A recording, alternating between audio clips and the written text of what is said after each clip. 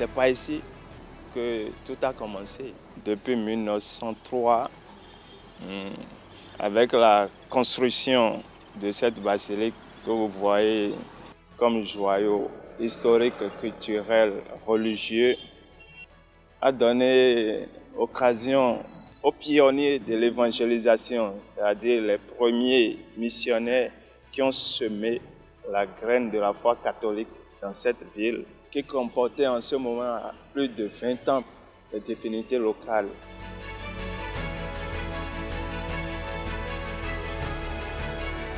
Temple de Python, jeudi, installé là de façon multiséculaire, même si c'est sa énième position qui est là. 90% de la population de Ouidah sont des adeptes de divinité vaudou. Que déjà, par rapport à l'histoire de l'esclavage, il y a beaucoup de nos parents qui ont été déportés de l'autre côté, dans les Antilles, dans les Caraïbes, un peu partout. Mais ces parents, arrivés de l'autre côté, ils ont gardé la religion vaudou. Mais puisque le maître imposait sa religion, il y avait également la religion du maître également qui était, disons, plus ou moins respectée. Le retour des esclaves forcément affranchis a apporté cette cohabitation-là où, de l'autre côté du maître, on fait la religion du maître, mais on fait aussi sa religion. Puisque l'Église catholique, dans les années 1800 aussi, est venue, parce que dans les bateaux, on avait les missionnaires, les marchands et les militaires. Les missionnaires, ils sont venus apporter la bonne nouvelle de Dieu au Dahomey. Donc forcément, cela a permis à nos grands-parents de s'évangéliser aussi. Et du coup, il faut faire la religion, je veux dire, du colonisateur, mais également aussi faire sa propre religion qui est le vaudou.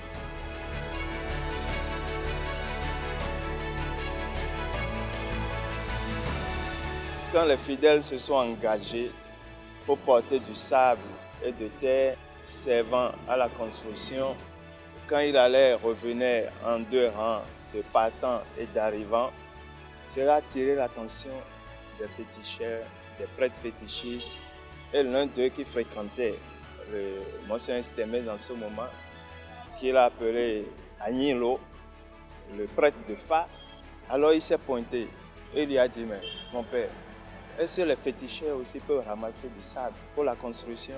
Et le père dit, mais pourquoi pas? Tu es le créateur de nous tous. Il dit, ah, merci vraiment, merci pour cette joie que tu vas nous donner pour participer à la construction de ce temple.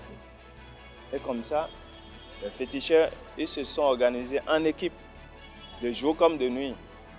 La main-d'œuvre gratuite qui a servi à faire les travaux de construction, chercher du sable jusqu'à la plage, chercher de l'eau, c'est dans la communauté autochtone, dans la communauté vaudou.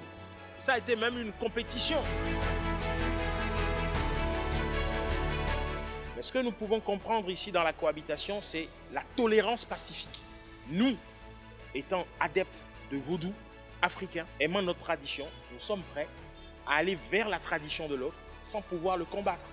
Et ça, je peux vous le dire, l'église catholique implantée juste en face du temple, je vais être très clair, ce n'est pas forcément pour nous faire du cadeau, c'est pour effacer la religion vaudou.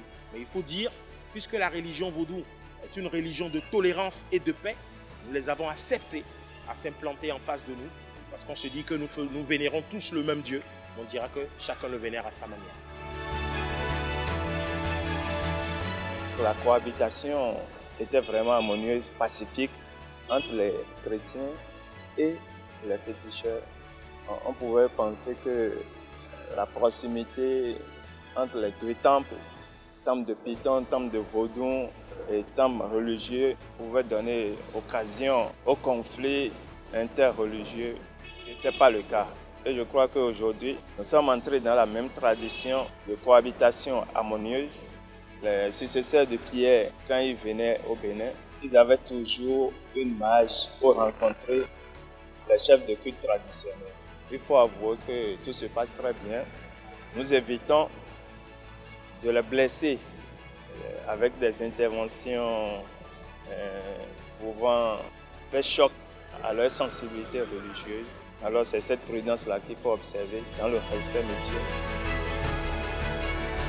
Quand tu as un étranger tu as un devoir de veille permanente sur lui. Donc, on ne laisse pas son étranger ailleurs parce que tu as un regard sur lui, ce qu'il fait. Ils avaient développé le sens quand même humanitaire, de rester ensemble, de vivre ensemble. Depuis 1903. Et jusque là, on n'a jamais appris que les chrétiens sont allés casser le temple de Python, les fétichistes sont venus casser la basilique. Alors, c'est déjà un exemple, un modèle de cohabitation pacifique entre les religions. Nous prions pour que toujours la foi et les convictions religieuses l'emportent sur l'entêtement du fanatisme et de l'intégrisme.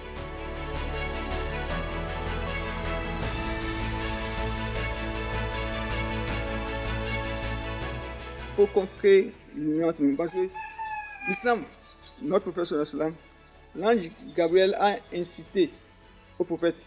Il a parlé du voisinage jusqu'au point que lui-même a peur. Que donc s'il meurt, le voisin aura son héritage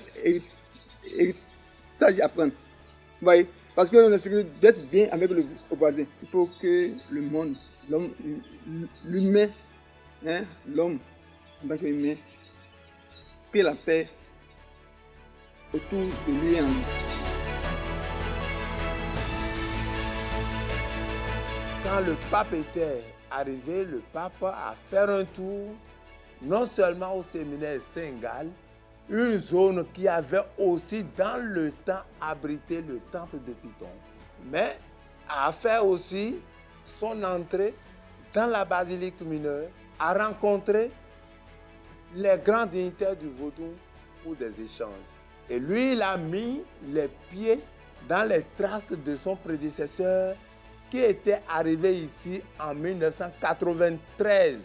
En février 1993, je crois, le pape Jean-Paul II, si j'ai bonne mémoire, pour rencontrer les grandes sommités du vaudou à la veille de l'organisation de ce festival international des arts et cultures vaudou, communément connu sous le nom de Ouïda 82.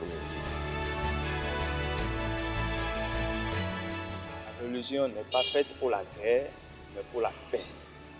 Et il y a la liberté religieuse qui est prônée par toutes les constitutions du monde entier. Alors nous devons laisser les uns les autres vivre leurs convictions religieuses en paix pour la paix sociale. La cohabitation pacifique est source de paix. Et quand il y a la paix, ça influe sur l'économie et sur tout le reste.